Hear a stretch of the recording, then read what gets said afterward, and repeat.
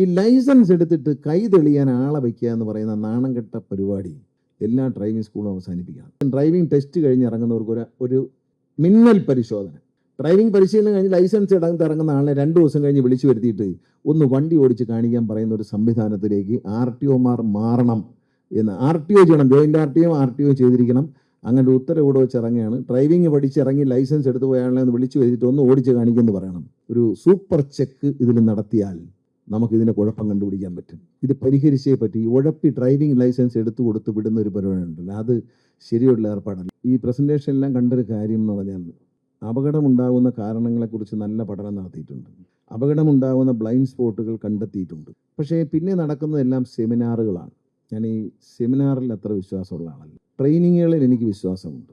Transport commission അടിയന്തരമായി താല്പര്യമുള്ള നേതൃത്വ പാഠവുമുള്ള മോട്ടോർ വെഹിക്കിൾ ഉദ്യോഗസ്ഥന്മാരെ മുഴുവൻ ഒരു സ്ഥലത്തേക്ക് വിളിച്ചു വരുത്തി ഇന്ത്യയിൽ ലഭിക്കാവുന്ന ഏറ്റവും നല്ല വിദഗ്ധരെ വെച്ചുകൊണ്ട് അപകടങ്ങൾ കുറയ്ക്കുവാനും അപകടരഹിതമായ 0 ഫാറ്റലിറ്റി ഉണ്ടാകുന്ന ആക്സിഡൻറ്റ് റേറ്റ് ഉണ്ടാക്കുന്ന ഒരു പദ്ധതിക്ക് വേണ്ടി ഒരു ക്ലാസ്, ഒരു 3 ദിവസമോ 4 ദിവസമോ ഉണ്ടെങ്കിൽ ഒരു ട്രെയിനിങ് പ്രോഗ്രാം വയ്ക്കുക. ഇവരെ മാസ്റ്റർ ട്രെയിനേഴ്സായി വെച്ചുകൊണ്ട് നമ്മൾ മറ്റുള്ള MVD ഉദ്യോഗസ്ഥരെയും ഇതിൽ പരിശീലിപ്പിക്കുക. പോലീസിലും ഒരു വിഭാഗത്തിനെ നമ്മൾ പരിശീലിപ്പിക്കുക. ഇതിലിപ്പോൾ ഒരു ആപ്പിനകത്തൊരു പ്രത്യേകത കണ്ടു. ഈ വണ്ടി തട്ടിക്കഴിഞ്ഞാൽ അവിടെ ലോക്കലായിട്ട് ഒരു ബ്ലാക്ക് സ്പോട്ട് ഉണ്ടെങ്കിൽ സ്ഥിരമായി വണ്ടി ആക്സിഡൻ്റ് ആക്കുന്ന ആ പ്രദേശത്തെ ലോക്കൽ ആൾക്കാർക്ക് അവരുടെ അഭിപ്രായങ്ങൾ റെക്കോർഡ് ചെയ്യാവുന്നതാണ്. അത് നമ്മുടെ നാട്ടിൽ വളരെ കൺഫ്യൂസിങ് ആണെന്നാൽ പ്രയോജനം ചെയ്യും. കാരണം ഒരു വണ്ടി തട്ടിക്കഴിഞ്ഞാൽ കുറേ ആളുകൾ അവിടെ കൂടും. അങ്ങനെ തട്ടാനുള്ള കാരണത്തെക്കുറിച്ചും ആരാണ് അതിനകത്ത് ശരി ആരാ തെറ്റുന്ന ഒരു പ്രഖ്യാപനമുണ്ട് അവിടെ വെച്ച്. ചർച്ചയാണ്, ഭയങ്കര ചർച്ചയാണ്. അത് കഴിഞ്ഞാൽ വണ്ടി പോകുന്ന ആൾക്കാർ ആളെന്താ ആൾ കൂടിക്കെന്നും പറഞ്ഞിറങ്ങും. അവർ ഇടി നടന്നു, അവരും ഒരു അഭിപ്രായം പറയും. ഈ അഭിപ്രായങ്ങളൊക്കെ കേൾക്കാൻ നല്ലതാണ്. അതിൽ ഏതാണ് ശരി അഭിപ്രായം എന്ന് കണ്ടെത്താനുള്ളൊരു സംവിധാനം ഉണ്ടാക്കുക. ബ്ലാക്ക് സ്പോട്ടുകളെ കുറിച്ച് ഇവിടെ പറയുകയുണ്ടായി. ബ്ലാക്ക് സ്പോട്ട് എങ്ങനെ ഉണ്ടായി എന്നറിയാമോ? കേരളത്തിൽ ഈ അടുത്ത കാലത്തായി ഒരുപാട് റോഡുകൾ നവീകരിക്കപ്പെട്ടു. BMNBC ആക്കി, വീതി കൂട്ടി, സ്ട്രെയിറ്റ് ആക്കി, ഭയങ്കര നീളത്തിൽ. സ്ട്രെയിറ്റ് ആക്കിയില്ല, റോഡുകൾ വളരെ സ്മൂത്തായി നല്ല സുഖമായിട്ട് ഓടിച്ചു പോകുന്ന സംവിധാനങ്ങളാണ്. ലൈനുകളൊക്കെ മാർക്ക് ചെയ്തു. പക്ഷേ ഈ ലൈൻ എന്തുവാന്നുള്ള കാര്യം വണ്ടി ഓടിക്കുന്ന ആൾക്ക് മനസ്സിലായിട്ടില്ല. ദൗർഭാഗ്യവശാൽ നമ്മുടെ ഡ്രൈവിംഗ് ലൈസൻസുകൾ മുൻപ് ജയിച്ചുകൊണ്ടിരുന്ന 99% അതിന് മേളിലുമായിരുന്നു. ഇപ്പോൾ ഏതായാലും 48 മുതൽ 52% കേരള സംസ്ഥാനം കുറച്ചുകൊണ്ട് നമ്മൾ കുറച്ച് സ്ട്രിക്റ്റ് ആക്കി. അതുകൊണ്ട് ഒരുവിധം പഠിച്ചിറങ്ങുന്നവർക്ക് ഒരുവിധം വണ്ടി ഓടിക്കാൻ അറിയാം. പ്രത്യേകിച്ച് KSRC ഡ്രൈവിംഗ് സ്കൂളിൽ നിന്ന് പഠിച്ചിറങ്ങുന്ന കുട്ടികൾക്ക്, 21 ഡ്രൈവിംഗ് സ്കൂളിൽ നിന്ന് ഇറങ്ങുന്ന കുട്ടികൾക്ക് നന്നായി വണ്ടി ഓടിക്കാൻ അറിയാം എന്നുള്ളതാണ്. ഇനിയും ഈ ഡ്രൈവിംഗ് സ്കൂളുകളുടെ രീതികൾ നിങ്ങൾ മാറ്റണം. KSRTC ചെയ്യുന്ന പോലെ സിമുലേറ്ററുകൾ വാങ്ങി വയ്ക്കാനും അതുപോലെ നല്ല രീതിയിൽ പരിശീലനം നൽകാനും ഈ ലൈസൻസ് എടുത്തിട്ട് കൈ തെളിയാൻ ആളെ വയ്ക്കുക എന്ന് പറയുന്ന നാണം കെട്ട പരിപാടി എല്ലാ ഡ്രൈവിംഗ് സ്കൂളും അവസാനിപ്പിക്കണം. ഇത് നിങ്ങൾ അടിയന്തരമായി ട്രാൻസ്പോർട്ട് കമ്മീഷൻ ഇത്തരത്തിൽ ഡ്രൈവിംഗ് പരിശീലനം കഴിഞ്ഞവരെ ഡ്രൈവിംഗ് ടെസ്റ്റ് കഴിഞ്ഞ് ഇറങ്ങുന്നവർക്ക് ഒരു മിന്നൽ പരിശോധന. ഡ്രൈവിംഗ് പരിശീലനം കഴിഞ്ഞ് ലൈസൻസ് ഇറങ്ങുന്ന ആളെ 2 ദിവസം കഴിഞ്ഞ് വിളിച്ചു വരുത്തിയിട്ട് ഒന്ന് വണ്ടി ഓടിച്ച് കാണിക്കാൻ പറയുന്ന ഒരു സംവിധാനത്തിലേക്ക് RTOമാർ മാറണം എന്ന്. RTO ചെയ്യണം, ജോയിൻ്റ് RTO ചെയ്തിരിക്കണം. അങ്ങനെ ഒരു ഉത്തരവ് ഇവിടെ വെച്ച് ഇറങ്ങുകയാണ്. ഡ്രൈവിംഗ് പഠിച്ചിറങ്ങി ലൈസൻസ് എടുത്ത് പോയാളെ ഒന്ന് വിളിച്ചു വരുത്തിയിട്ട് ഒന്ന് ഓടിച്ച് കാണിക്കുമെന്ന് പറയണം. ഇത് ഒരു സൂപ്പർ ചെക്ക് ഇതിൽ നടത്തിയാൽ നമുക്കിതിൻ്റെ കുഴപ്പം കണ്ടുപിടിക്കാൻ പറ്റും. ഇത് പരിഹരിച്ചേ പറ്റി. ഉഴപ്പി ഡ്രൈവിംഗ് ലൈസൻസ് എടുത്തു കൊടുത്ത് വിടുന്ന ഒരു പരിപാടി ഉണ്ടല്ലോ, അത് ശരിയുള്ള ഏർപ്പാടല്ല. ഒരു രോഗത്തിന് ചികിത്സിച്ചാൽ രോഗം പൂർണ്ണമായിട്ട് മാറണം. അല്ല 2 ദിവസം കഴിയുമ്പോൾ പനി വീണ്ടും വന്നാൽ ഡോക്ടർക്ക് ഒരു വിലയില്ല. ഈ ലൈസൻസിൻ്റെ കാര്യത്തിൽ നമ്മൾ സ്ട്രിക്റ്റ് ആയതിനു ശേഷം അപകടങ്ങൾ കുറഞ്ഞിട്ടുണ്ട്. ഇപ്പോൾ ഈ ലിസ്റ്റിനകത്ത് മലപ്പുറം RTO ഇവിടെ ഇരിപ്പുണ്ട്. മലപ്പുറത്താണ് ഏറ്റവും കൂടുതൽ അപകടം ഉണ്ടായത്. എന്തുകൊണ്ടെന്നാൽ അനധികൃത ഈ പറഞ്ഞ കണക്ക് ഉഴപ്പി കളിപ്പീര് ലൈസൻസ് കഴിഞ്ഞ കാലങ്ങളിൽ ഏറ്റവും കൊടുത്തിരിക്കുന്ന മലപ്പുറം ജില്ലയിലാണ്. ആളുകൾ ലൈസൻസ് റേഷൻ കാർഡ് പോലെയാണ് ചോദിക്കുന്നത്. നിലമ്പൂരിൽ ഇലക്ഷൻ നടക്കുമ്പോൾ ഞാൻ അവിടെ ചെന്നപ്പോൾ എന്നോട് പറഞ്ഞു 2000 ലൈസൻസ് കിട്ടിക്കിടപ്പുണ്ട്, അത് പെട്ടെന്ന് കൊടുക്കാമെങ്കിൽ നമുക്ക് വോട്ട് കിട്ടുമെന്ന് പറഞ്ഞു. വോട്ടെണ്ണി നോക്കിയപ്പോൾ സ്ഥാനാർത്ഥി തോറ്റത് 16,000 വോട്ടിനാണ്. ഈ 2000 കൊടുത്തിരുന്ന എന്തൊരു അബദ്ധമായി പോയതിനെ. അപ്പോൾ ഞാൻ പറഞ്ഞു അങ്ങനെ വേണ്ട. ഏത് രാഷ്ട്രീയക്കാരൻ എന്ന നിലയിൽ എനിക്ക് വേണമെങ്കിൽ സ്ഥാനാർത്ഥി ജയിക്കാൻ വേണ്ടി ഒരു നിലപാടെടുക്കാൻ, കൊടുത്തേക്കാൻ, കണ്ണടയ്ക്കാൻ പറഞ്ഞാൽ അവിടെ അടയ്ക്കും. പക്ഷെ അടയ്ക്കാൻ ഞാൻ പറയൂല. എന്നെ കൊന്നാലും ഞാൻ പറയില്ല. ഞാൻ എന്ത് നഷ്ടം സംഭവിച്ചാലും പറയില്ല. ആരാണ്ട് പറഞ്ഞിട്ട് ഗണേഷ് കുമാറിനെ തോപ്പിക്കാനായിട്ട് ഡ്രൈവിംഗ് സ്കൂളുകാരും പ്രൈവറ്റ് ബസ്സുകാരും എല്ലാം ഉണ്ട് പത്തനാപുരത്ത് വരുന്നത്. ഇത് കഴിഞ്ഞാൽ ഞാനാണോ ട്രാൻസ്പോർട്ട് മന്ത്രി എന്ന് ആരറിഞ്ഞു? എന്തിനാണ് മെനക്കെടുന്നത്? അത്തരം കാര്യങ്ങൾക്കൊക്കെ മെനക്കെട്ട് പൈസയും സമയം കളയണോ? ഞാൻ സത്യം ചെയ്തതിൻ്റെ പേരിൽ തോറ്റു പോകുന്നെങ്കിൽ എനിക്ക് വളരെ സന്തോഷമേ ഉള്ളൂ. ഞാൻ ഈ നാടിന് നന്മയ്ക്ക് വേണ്ടിയാണ് നല്ല ലൈസൻസ് കൊടുക്കണമെന്ന് പറഞ്ഞത്. ഇന്ത്യയിൽ ഏറ്റവും നല്ല ലൈസൻസ് ഇന്ന് ഇഷ്യൂ ചെയ്യുന്ന നമ്മുടെ ഉദ്യോഗസ്ഥന്മാരാണ്. മറ്റേന്താണ് തോന്നിയ പോലെ ലൈസൻസ് കൊടുക്കുക. ഇതിപ്പോൾ അങ്ങനെ കൊടുക്കത്തില്ല. അതുകൊണ്ട് ഒരുവിധം ആൾക്കാർക്ക് ഓടിക്കറിയാം. പക്ഷേ RTOമാരോട് ഞാൻ ഇന്ന് പറയുകയാണ്, ഈ റോഡ് സേഫ്റ്റിയുമായി ബന്ധപ്പെട്ട് നിങ്ങൾ ഈ കൊടുത്ത ലൈസൻസുകളിൽ ഒരു സൂപ്പർ ചെക്ക്, അവരെ വിളിച്ചിട്ടൊന്നുമില്ല, ഒന്ന് ഓടിച്ച് കാണിക്കും, ഞാനോട് ഇരിക്കാമെന്ന് പറയുക. അപ്പം അറിയാം തനി നിറം.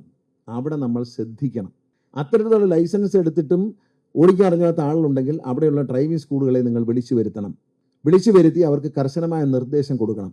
ഞാൻ ഈ 3.5 കോടി ചിലവഴിച്ച് 4 കോടി ചിലവഴിച്ച് ഡ്രൈവിംഗ് സ്കൂൾ ഉണ്ടാക്കണമെന്ന് ഞാൻ പറയുന്നില്ല. ഉള്ളവർ നേരെ പഠിപ്പിച്ചാൽ മതി. നഷ്ടമാണെന്നൊന്നും പറയാനൊക്കത്തില്ല. കാരണം KSRTC 21 ഡ്രൈവിംഗ് സ്കൂൾ തുടങ്ങി, ലാഭം തന്നെയാണ്. പുതിയ വണ്ടി വാങ്ങിച്ചു, പുതിയ ബൈക്ക് വാങ്ങിച്ചു, സിമുലേറ്റർ വാങ്ങിച്ചു, ക്ലാസ്സുകൾ ഒരുക്കി, എല്ലാ സൗകര്യങ്ങളും ചെയ്തു. ഈ 2,88,00,000 രൂപ ലാഭം കഴിഞ്ഞ 2 ആഴ്ച മുമ്പ് ഉണ്ട്. എല്ലാ ചിലവും പോയിട്ട് കൊടുക്കുന്ന KSRTC ജീവനക്കാരുടെ ശമ്പളമാണ്, അല്ലാതെ നക്കാപ്പിച്ച ശമ്പളമല്ല. KSRTC ജീവനക്കാരുടെ ശമ്പളമാണ് കൊടുക്കുന്നവർക്ക്.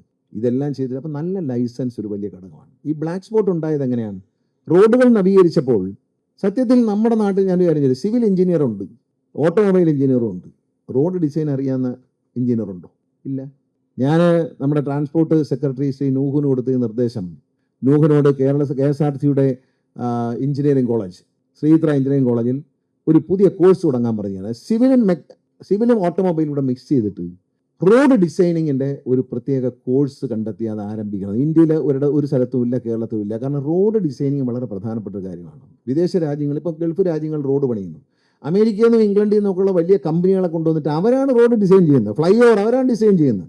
മദ്രാസിലെ എയർപോർട്ടിൽ നമ്മൾ പോകുമ്പോൾ കത്തിപ്പാറ ഫ്ലൈ ഓവർ ഉണ്ട്. ആ ഫ്ലൈ ഓവർ ഡിസൈൻ ചെയ്തിരിക്കുന്ന വിദേശ കമ്പനിയാണ്. അപ്പം ഒരു വണ്ടി മേളിൽ കയറിയാൽ ഇറങ്ങുന്ന വല്ലയിടത്തുമായിരിക്കും. അങ്ങനെയല്ല, ഇവിടെ തോന്നിയതുപോലെയാണ്. റോഡുകളുടെ ഡിസൈൻ നല്ലതായിട്ട് റോഡങ്ങ് പണിഞ്ഞു, പക്ഷേ ആക്സിഡൻ്റ് അങ്ങ് കൂടി. കാര്യം എന്താണ്? ഒരു സേഫ്റ്റി നോക്കിയില്ല. ഈ പറഞ്ഞതുപോലെ മോട്ടോർ വെഹിക്കിൾ ഡിപ്പാർട്ട്മെൻറ്റ് വരെ സംസാരിച്ചിട്ടില്ല, വേറെ പോലീസുമായിട്ട് സംസാരിച്ചിട്ടില്ല. എഞ്ചിനീയർ ഒരു ഡിസൈൻ വരച്ചു, വേറൊരു പരിഷ്കാരമുണ്ട്. ഈ കോൺട്രാക്ടർ ഡിസൈൻ വരയ്ക്കുന്ന ഒരു പരിപാടിയുണ്ട്. ഇപ്പം ഒരു KSTP road, Punalur Muvattupuzha road, ഈ റോഡ് ഗൂഗിൾ മാപ്പ് വഴിയാണ് പടം വരച്ചിരിക്കുന്നത്. ഗൂഗിൾ മാപ്പ് വഴി ഒരു റോഡ് കണ്ടിട്ട് അടുത്ത ആൾ താമസമുണ്ടോ, അവർ കുഴിക്കകത്തായി പോയോ, മലയുടെ മേളിലായി പോയോ, വീട്ടിനകത്തൊക്കെ കാറ് കയറ്റിയിട്ട് ഇറക്കാൻ നിർത്തില്ല, മല കട്ട് ചെയ്തുകൊണ്ടങ്ങ് പോയി, കാറിനകത്ത് കിടക്കുകയാണ്. ഗൂഗിൾ മാപ്പിൽ നോക്കിയിട്ട് ഒരു കമ്പനി ഒരു പ്ലാൻ വരച്ചു കൊടുക്കുകയാണ്. അവിടെ എങ്ങനെയാണ് റോഡ് സേഫ്റ്റി ഉണ്ടാകുന്നത്? എന്ത് സേഫ്റ്റിയാണ്? ഏറ്റവും കൂടുതൽ മരണം കൊല്ലം ജില്ലയെ പറ്റി പറഞ്ഞു. ഏറ്റവും കൂടുതൽ അപകടങ്ങൾ ഇപ്പോൾ സംഭവിക്കുന്നത് കടയ്ക്കൽ, ചടയമംഗലം, നിലമേൽ, ഈ റോഡൊക്കെ അതിഗംഭീര റോഡുകളാണ്, നല്ല അതിമനോഹരമായ റോഡുകളാണ്. പക്ഷേ ഇതിലൊന്നും റോഡ് സേഫ്റ്റിയെ സംബന്ധിച്ച് യാതൊരു പഠനവുമില്ല, ഒരു നടപടിയില്ല. എന്നാൽ ഉണ്ടാക്കുമ്പോൾ തന്നെ ആ റോഡ് സേഫ്റ്റി പരിശോധിച്ച് ഇന്ന സ്ഥലത്ത് ഇന്ന മാർക്കിംഗ്. 10,000 ടൗണിൽ റോഡ് പണിഞ്ഞിട്ട്, KSTP റോഡ് പണിഞ്ഞിട്ട് 10,000 ടൗണിൽ നിന്ന് വലത്തോട്ട് തിരിയുന്നിടത്ത് കറക്റ്റായിട്ട് ഒരു സീബ്ര ലൈൻ. അതായത് ആൾ ഇടികൊണ്ട് മരിക്കാൻ ഏറ്റവും നല്ല സ്ഥലം. ഈ വളവ് തിരിഞ്ഞാളിന് ഒരിക്കലും കാണാനോ ബ്രേക്ക് ഔട്ടാനോ സമയം കിട്ടില്ല. അപ്പോഴത്തേക്കും സീബ്ര ലൈനിൽ ക്രോസ് ചെയ്യുന്ന ആളെ ഇടിച്ചു കൊല്ലും. ഞാൻ മായ്ച്ചിട്ട് അങ്ങോട്ട് മാറ്റി വെച്ച്. കാരണം കുറച്ച് അപ്പുറത്തോട്ട് വെച്ചാൽ ഈ സീബ്ര ലൈനിൽ നിൽക്കുന്ന ആളിനും കാണാം, ഈ വണ്ടി ഓടിച്ചു വരുന്ന ആളാണ് ഒരാൾ ക്രോസ് ചെയ്യുന്നുണ്ട്, ചവിട്ടാം. മര്യാദയില്ലാത്ത ഡ്രൈവിങ് നമ്മൾ ശരിയല്ല. സീബ്ര ലൈൻ എന്തിനാണ് വരച്ചതെന്ന് വെച്ചാൽ റോഡിൽ നല്ല ഭംഗിക്ക് വരച്ചതെന്നാണ് പറയുന്നത്.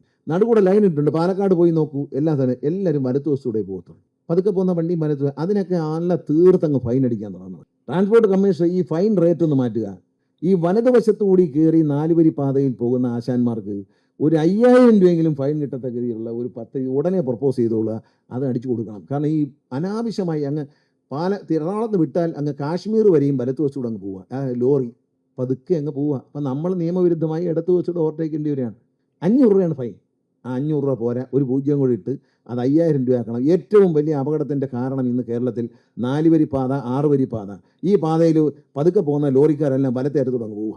ബൈക്കുകാരും സ്കൂട്ടറുകാരും ഒരു പാത മൊത്തം അങ്ങ് എടുക്കുക, ഒതുങ്ങിപ്പോത്തില്ല.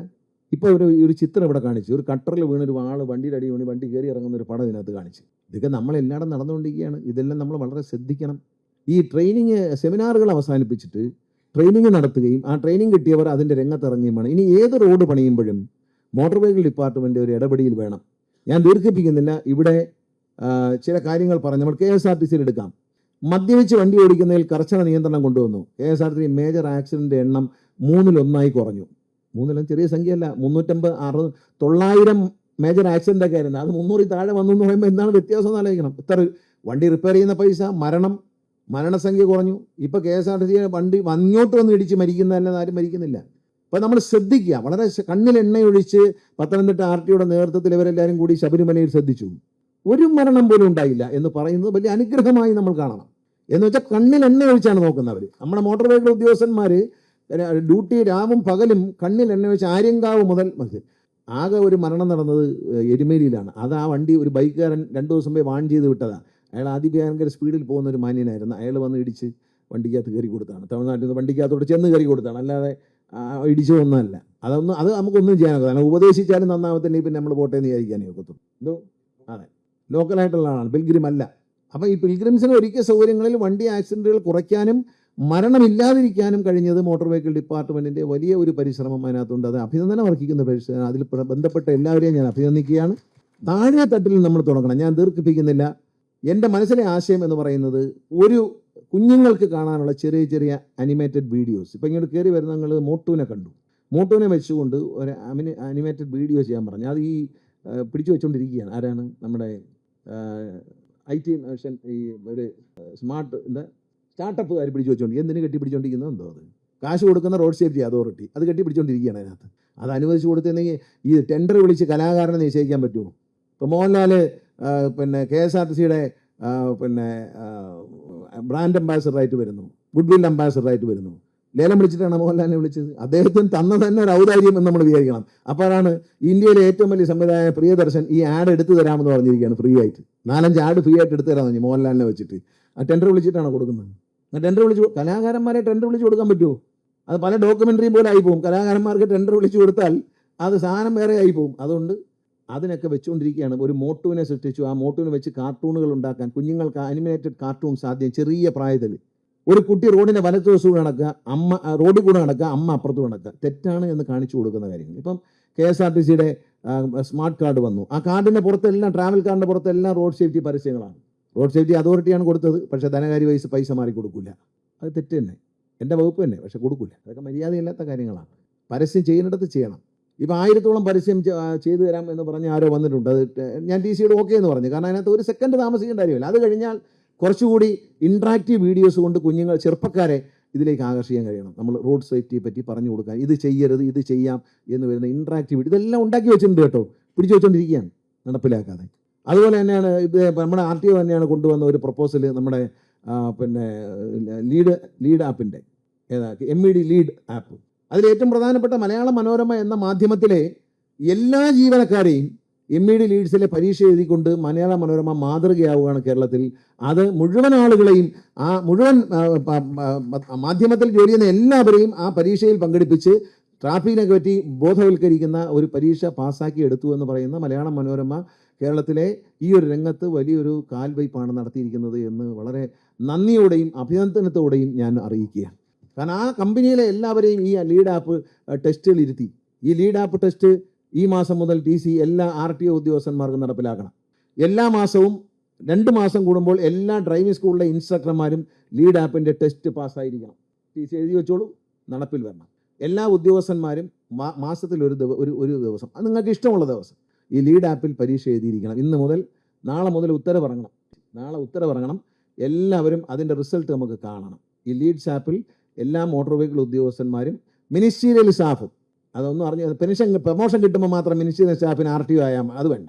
പ്രൊമോഷൻ്റെ സമയമാകുമ്പോൾ എനിക്ക് ജോയിൻ്റ് RTO ആവണമെന്ന് പറഞ്ഞ് വരും. അതെന്തൊരു വിരോധാഭാസമാണ്. പ്രൊമോഷൻ വാങ്ങുമ്പോൾ മിനിസ്റ്റീരിയൽ സ്റ്റാഫിനെ ജോയിൻ്റ് RTO ആയിട്ട് നിയമിക്കുന്നു. വണ്ടി ചെക്ക് ചെയ്യാൻ അറിഞ്ഞുകൂടാ, വണ്ടി ചെക്കാൻ വകുപ്പില്ല, പിന്നെ എന്തിനാണ് ജോയിൻ്റ് RTO? ഒരു സ്ഥലത്ത് ഒരു ജോയിൻ്റ് RTO അല്ലേ പറ്റൂ. മിനിസ്റ്റീരിയൽ പ്രൊമോഷൻ കിട്ടിയ വരുന്ന ഒരാൾ ജോയിൻ്റ് RTO ആയിട്ട് ഒരു പോസ്റ്റ് ചെയ്തു. അവർക്ക് വണ്ടി ടെസ്റ്റ് ചെയ്യാൻ അറിയത്തില്ല, അവർ പ്രൊമോഷൻ കിട്ടി, ശമ്പളവും കിട്ടി. ജോയിൻ്റ് നമുക്ക് ഒരാളെയല്ലേ നിയമിക്കാൻ പറ്റൂ. ഒരു സ്ഥലത്ത് ഒരു ജോയിൻ്റ് RTO നിയമിച്ചു, പക്ഷേ വണ്ടി പരിശോധിക്കാൻ അറിയത്തുമില്ല, അധികാരവും ഇല്ല എന്നാണ് പറയുന്നത്. അതെന്ത് തത്വശാസ്ത്രമാണ്? ഇത് ആരുണ്ടാക്കി വെച്ച മണ്ടത്തരമാണ്? അതൊക്കെ മാറ്റേണ്ടിയിരിക്കുന്നു. ഇതൊരു ടെക്നിക്കൽ ജോലിയാണ്, ടെക്നിക്കൽ ആൾക്കാർ തന്നെ ചെയ്യണമെന്നാണ് എൻ്റെ അഭിപ്രായം. അത്തരം നിലപാടുകൾ ഉറച്ചതായിരിക്കണം, തുറന്നു പറയുന്നതായിരിക്കണം. ആരെയും സൂചിപ്പിക്കാൻ വേണ്ടി പറഞ്ഞിട്ടൊന്നും കാര്യമില്ല. നിങ്ങൾ MED ലീഡ് ആപ്പ് എന്ന് പറയുന്നത് വളരെ നല്ലൊരു ആപ്പാണ്. ഇത് അടിസ്ഥാനപരമായിട്ട് ഗൾഫ് രാജ്യങ്ങളിലുള്ള ഒരു പരീക്ഷ, ഒരു മോക്ക് ലേണേഴ്സ് ടെസ്റ്റ് ഞാൻ എഴുതിയിട്ടുണ്ട്. അങ്ങനെ തോന്നിയ ഒരു ആശയം പകർത്തിയതാണ്. പക്ഷേ അതിനേക്കാളൊക്കെ ഒരുപാട് അഡ്വാൻസ്, നിയമത്തെക്കുറിച്ച് നല്ല ബോധം നൽകുന്ന തരത്തിൽ നല്ലൊരു ആപ്പായിട്ട് അത് മാറിയിട്ടുണ്ട്. അവിടെ എന്താണ്, അതിന് ക്ലൗഡ് വേണം. കുറഞ്ഞ ചിലവിൽ ക്ലൗഡ് ഊരാലെങ്കിൽ തന്നു. അത് വാങ്ങാൻ വഴി കിടപ്പുണ്ട്. അത് നോക്കേണ്ട കാര്യമില്ല. ഊരാലെങ്കിൽ സൊസൈറ്റിയാണ്, കോപ്പറേറ്റീവ് സൊസൈറ്റിയിൽ നിന്ന് വാങ്ങുന്നതിന് സർക്കാരിൻ്റെ ഉത്തരവുണ്ട്. TC അങ്ങോട്ട് വാങ്ങാനുള്ള നടപടിയായിട്ട് മുന്നോട്ട് നീങ്ങും. ഇത് താമസിപ്പിച്ച് ആറിയ കഞ്ഞി പഴങ്കഞ്ഞിയാണ്. നമ്മൾ എടുക്കാനുള്ള മെഷേഴ്സ് ഇന്ന് എടുത്തില്ലെങ്കിൽ നാളെ മരണം സംഭവിച്ചിട്ട് കരഞ്ഞിട്ടില്ല. ഇന്നൊരു കുഴപ്പമുണ്ടെങ്കിൽ അത് പരിഹരിക്കുക. അതിന് മോട്ടോർ വെഹിക്കിൾ ഉദ്യോഗം നിർബന്ധമായി പറയുന്നു. ഈ 6 സ്പോട്ടുകളെ കുറിച്ച് ഇപ്പോൾ TC എന്നോട് പറഞ്ഞു. വളരെ ഡേഞ്ചറസ് ആയിട്ടുള്ള കേരളത്തിലെ 6 സ്പോട്ടുകൾ. ഈ 6 സ്പോട്ടുകളും പരിഹരിക്കാൻ റോഡ് സേഫ്റ്റി അതോറിറ്റിയിൽ നിന്ന് ഈ 10 ദിവസത്തിനുള്ളിൽ മീറ്റിംഗ് കൂടി പണം തന്നിരിക്കും എന്ന് ഞാൻ ഉറപ്പ് വരും. നിങ്ങൾ അതിന് 10 ദിവസം മുമ്പ് നിങ്ങൾ എസ്റ്റിമേറ്റ് എടുത്ത് കൊണ്ടുവരണം. ആ എസ്റ്റിമേറ്റ് എടുക്കുന്ന PWD ഉദ്യോഗസ്ഥരും MVD കാരും കൂടെ ചേർന്നായിരിക്കും. ഇത് പരിഹരിക്കപ്പെടണം. വെറുതെ ഞാൻ മന്ത്രിയായിട്ട് വന്നപ്പോൾ ഒരു ഫയൽ എൻ്റെ അടുത്തു, ഹൈക്കോടതി വിധിയാണ്, ബഹുമാനപ്പെട്ട ഹൈക്കോടതി 1.25 കോടി രൂപ ഒരു കോൺട്രാക്ട് കൊടുക്കണം. കൊയിലാണ്ടിയിലെ ഒരു റോഡ് പണിയാൻ റോഡ് സേഫ്റ്റി അതോറിറ്റി പൈസ എടുത്ത് കൊടുത്തിരിക്കുകയാണ്. റോഡ് സേഫ്റ്റി ഉദ്യോഗസ്ഥരെ വിദഗ്ധരായ ആളുകൾ പോയി പറഞ്ഞു ഇങ്ങനെയാണ് പണിയേണ്ടതെന്ന് പറഞ്ഞു. അവിടുത്തെ എഞ്ചിന് PWD എഞ്ചിനീയർ സൗകര്യം പോലെ പണിഞ്ഞു. അപ്പോൾ അവർ പറഞ്ഞു ഇങ്ങനെയല്ല പണിയാൻ പറഞ്ഞത്, വേറെ നിങ്ങളുടെ ഇഷ്ടത്തിന് പണിഞ്ഞാൽ പൈസ തരില്ല എന്ന് പറഞ്ഞു. പക്ഷേ കോൺട്രാക്ടർ കേസ് കൊടുത്ത് ഈ 1.25 കോടി രൂപ വാങ്ങിച്ചുകൊണ്ട് പോയി. ഒരു ബ്ലാക്ക് സ്പോട്ടും അവിടെ പരിഹരിക്കപ്പെട്ടില്ല. അതുകൊണ്ട് ഞാൻ പറയുന്നു, ഡിസൈൻ ഉണ്ടാക്കുമ്പോൾ മുതൽ റോഡ് സേഫ്റ്റിയിലെയും മോട്ടോർ വെഹിക്കിളിലെയും ഉദ്യോഗസ്ഥരുടെ സാന്നിധ്യത്തിൽ നിങ്ങൾ പറയുന്ന വിധത്തിലായിരിക്കണം ഈ ബ്ലാക്ക് സ്പോട്ട് കറക്ഷൻ നടത്താൻ പോകുന്നത്. അത്തരത്തിൽ എസ്റ്റിമേറ്റ് എടുത്ത് ട്രാൻസ്പോർട്ട് കമ്മീഷൻ 10 ദിവസത്തിനുള്ളിൽ തന്നാൽ തൊട്ടടുത്ത ദിവസം തന്നെ അത് പാസ്സാക്കി തരും എന്ന് ഞാൻ ഉറപ്പ് തരും. എത്ര ലക്ഷം രൂപയിലും പാസ്സാക്കി നിങ്ങൾ കൊണ്ടുവരും. അപകടങ്ങൾ ഇനി ഉണ്ടാവരുത്. അപകടങ്ങൾ കുറച്ച് കൊണ്ടാണ്. സീറോയിലേക്ക് വരണമെങ്കിൽ വളരെ പ്രയാസമാണ്. ഈ നല്ല ലൈസൻസ് കൊടുക്കലും അച്ചടക്കത്തോടുള്ള എൻഫോഴ്സ്മെൻറ്റ് വളരെ ഇപ്പോൾ എല്ലാ വണ്ടികളെല്ലാം വാങ്ങിച്ചു തന്നു. ഇഷ്ടംപോലെ വണ്ടി വാങ്ങിച്ചു തന്നു. എല്ലാ സൗകര്യങ്ങളും ഒരുക്കി തന്നു. നിങ്ങൾ വീഡിയോയിൽ ഷൂട്ട് ചെയ്യാനുള്ള സൗകര്യങ്ങൾ, പബ്ലിക്കിന് തെറ്റുകൾ കണ്ടാൽ ഷൂട്ട് ചെയ്ത് അയക്കാനുള്ള സംവിധാനം ആദ്യം വളരെ പരിമിതമായിരുന്നു. ഇപ്പോൾ അത് വളരെ വിശാലമാക്കി. അല്ലേ? ഏതാ സൈറ്റ്? അത് ലിങ്ക് ഏതാണ്? സിവിക്കായി എന്ന് പറയുന്ന ആപ്പിൽ നിങ്ങൾ ഓൺ ദ സ്പോട്ട് എടുക്കേണ്ടതില്ല. നിങ്ങൾ മൊബൈൽ ഷൂട്ട് ചെയ്തതിന് ശേഷം നിങ്ങളുടെ ഗാലറിയിൽ നിന്നും നിങ്ങൾക്ക് പിന്നീട് ഇത് അപ്ലോഡ് ചെയ്താലും ഫൈൻ ഉണ്ടായിരിക്കുന്നതാണ്. മാത്രമല്ല, ഒരു പുതിയ പ്രപ്പോസലുമായി വരികയാണ്. കേരളത്തിന് കോടിക്കണക്കിന് കിട്ടുന്നൊരു പ്രപ്പോസലാണ്. ഞാനത് ധനകാര്യ വകുപ്പിലേക്ക് അയച്ചിരിക്കുകയാണ്. അവർ അംഗീകരിച്ചാൽ ഉടൻ ഈ ചെല്ലാൻ അടിച്ചു കിടക്കുന്ന മുഴുവൻ 50% ഡിസ്കൗണ്ട് ചെയ്തുകൊണ്ട് അവസാനിപ്പിക്കാൻ ആലോചിക്കുകയാണ്. അതുപോലെ അദാലത്ത് നടത്തി വൺ ടൈം സെറ്റിൽമെൻറ്റ് വളരെ കാര്യമായ ഒരു ഡിസ്കൗണ്ട് കൊടുത്തുകൊണ്ട് അവസാനം അദാലത്ത് നടത്താറുണ്ട്, പക്ഷേ ഡിസ്കൗണ്ട് ഒന്നും കൊടുക്കാറില്ല. ഡിസ്കൗണ്ട് കൊടുത്ത് എടുത്താൽ സർക്കാരിന് 1200, ഇപ്പോൾ നിലവിലുള്ള കേസുകൾ 3 മാസം കൊണ്ട് സെറ്റ് ചെയ്താൽ സർക്കാരിന് 1200 കോടി രൂപ അതുവഴി സമാഹരിക്കാൻ കഴിയും. കാരണം 50% കുറച്ച് കൊടുത്താലും ഭയങ്കരമായ നേട്ടമായിരിക്കും. അതുപോലെ ഈ റവന്യൂ റിക്കവറി ആയി കിടക്കുന്നത് കൊണ്ട് അതെല്ലാം ഒരു ഡിസ്കൗണ്ട് ചെയ്ത് സെറ്റിൽ ചെയ്യാൻ അനുവാദം കൊടുത്താൽ അതെല്ലാം അവസാനിക്കും. ഇപ്പോൾ ജീവിച്ചിരിക്കാത്ത, നിലവിലില്ലാത്ത, ആരും കണ്ടാൽ പോലും ഇല്ലാത്ത വണ്ടികളുണ്ട്. എവിടാന്ന് പോലും ആർക്കും അറിഞ്ഞൂടാ. ആരും ഫൈൻ അടിക്കുന്നില്ല, റോഡിൽ ഓടുന്നില്ല, എവിടാന്നറിയാൻ വയ്യ. ആ വണ്ടികൾക്ക് വരെ ടാക്സ് അടിച്ച് ഇങ്ങനെ കയറിക്കൊണ്ടിരിക്കുകയാണ്. അതൊക്കെ സെറ്റിൽ ചെയ്ത് അവരെ എല്ലാം ഇതിൽ നിന്ന് എലിമിനേറ്റ് ചെയ്ത് കളഞ്ഞാൽ വാഹനമില്ല, ഫൈൻ അടിക്കുന്നിടത്തില്ല, റോഡിൽ കാണാനില്ല, മാനുവലായിട്ട് പോയി പരിശോധിച്ചാൽ ഇൻസ്പെക്ട് ചെയ്യാൻ സാധനം കാണാറില്ല, അങ്ങനെ സാധനമേ ഇല്ല, സ്ക്രാപ്പ് ചെയ്ത് പോയിരിക്കുകയാണ്. അതിൻ്റെയും ടാക്സ് ഇങ്ങനെ കണക്കിൽ കയറിക്കൊണ്ടിരിക്കുകയാണ്. അതെല്ലാം വൺ ടൈമായി സെറ്റിൽ ചെയ്യാനുള്ള ഒരു പ്രപ്പോസൽ ധനകാര്യ വകുപ്പിന് കൊടുത്തിട്ടുണ്ട്. മന്ത്രിസഭാ തീരുമാനം വന്നാൽ സർക്കാരിന് 1200 കോടി രൂപ 2 മാസത്തിനുള്ളിൽ കിട്ടും, ഈ അദാലത്ത് നടത്തി സെറ്റിൽ ചെയ്താൽ. അപ്പോൾ അതുകൊണ്ട് അത്തരത്തിലുള്ള പരിഷ്കാരങ്ങളുമായി മുന്നോട്ട് പോവുകയാണ്. നിങ്ങൾ ശാസ്ത്രീയമായി IT അടക്കം ശാസ്ത്രീയമായ നിർദ്ദേശങ്ങൾ ഒരു പ്രായോഗികമായി എടുത്ത് പെട്ടെന്ന് ചെയ്യാൻ പറ്റുന്ന കാര്യങ്ങളുടെ ഒരു പ്രപ്പോസൽ ട്രാൻസ്പോർട്ട് കമ്മീഷൻ അടിയന്തരമായി തന്നാൽ അതിനാവശ്യമായ പണം റോഡ് സേഫ്റ്റി അതോറിറ്റിയിൽ നിന്ന് അനുവദിച്ചുകൊണ്ട് നമുക്ക് ഈ പ്രശ്നങ്ങൾക്ക് പരിഹാരം കണ്ട് മുന്നോട്ട് പോകാം.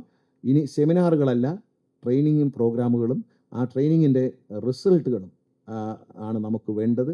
നമ്മൾ ശരിയായ ട്രെയിനിങ് കൊടുത്താൽ ശരിയായ ഗുണം കിട്ടും. KSRTC പോലും ഇന്നലെ 1000 ഡ്രൈവർക്കും 1000 കണ്ടക്ടർക്കുമാണ് ട്രെയിനിങ് ആരംഭിച്ചിരിക്കുന്നത്. അതൊക്കെ നല്ല കാര്യങ്ങളാണ്. കാരണം ട്രെയിനിങ് നമ്മളുടെ ഒരു കോൺഫിഡൻസ് വർദ്ധിപ്പിക്കും. പബ്ലിക്കിൻ്റെ ഇൻവോൾവ്മെൻറ്റ് കൂടി ഇതിനകത്ത് കൊണ്ടുവരണം. പൊതുജനങ്ങൾക്ക് കൂടി അവിടുത്തെ തകരാറ് എന്താണെന്ന് പറയാനും അത് കേൾക്കാനും നമ്മുടെ ഉദ്യോഗസ്ഥർ തയ്യാറാണ്. അല്ലാതെ ബ്ലൈൻഡായിട്ട് അവിടെ ചെന്ന് നമ്മൾ തന്നെ ബ്ലൈൻഡ് സ്പോട്ട് പരിശോധിക്കാൻ പോയിട്ട് നമ്മൾ തന്നെ ബ്ലൈൻഡായിട്ട് പെരുമാറരുത്. ആ ലോക്കലായിട്ടുള്ള ആളുകൾക്കും അവിടുത്തെ പഞ്ചായത്ത് മെമ്പർക്കും അവിടുത്തെ ജനപ്രതിനിധികൾക്കും പലതും പറയാൻ കാണും. അത് കേൾക്കാൻ നിങ്ങൾ തയ്യാറാവണം. അതുകൂടി കേട്ടുകൊണ്ട് വേണം കാര്യങ്ങൾ റെക്ടിഫൈ ചെയ്യാൻ എന്ന് ഓർമ്മിപ്പിച്ചുകൊണ്ട് ഈ ഒരു നല്ല ദിനത്തിൽ ഇനി അപകടങ്ങൾ ഒഴിവാകട്ടെ, 0 ആക്സിഡൻറ്റ്, 0 ഫെറ്റാലിറ്റി എന്ന നിലയിലേക്ക് കാര്യങ്ങൾ എത്തട്ടെ. അതിനുവേണ്ടി പരിശ്രമിക്കാം നമുക്കൊരുമിച്ച് എന്ന് ഓർമ്മിപ്പിച്ചുകൊണ്ട് ഈ ചടങ്ങിൻ്റെ ഉദ്ഘാടനം നിർവഹിച്ചായി അറിയിക്കുന്നു. നന്ദി, നമസ്കാരം, ജയ്.